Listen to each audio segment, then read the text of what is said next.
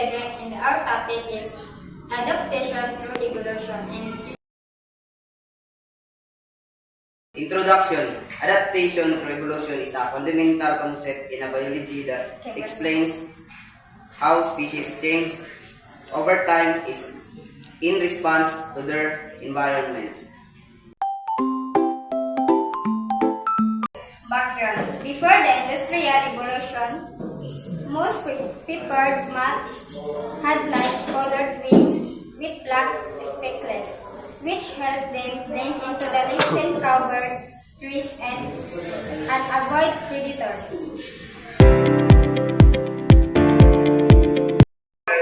Initial population caused by factors led to this, with this periods of darkening trees, killing the light-colored changes in the change government.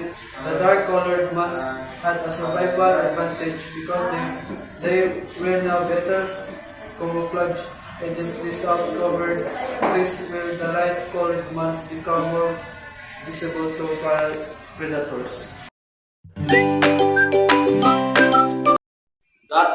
Over time, the frequency of the dark-colored months increased dramatically in industrial areas. Because they were more likely to survive and reproduce, this is a clear example of natural selection. Population and environmental regulations later reduced pollutions, the light-colored bands become more common again, showing how population can adapt the change in the environment. This case demonstrates how a population can solve through adaptation to new environment conditions, leading to change in the presence of certain traits within that population.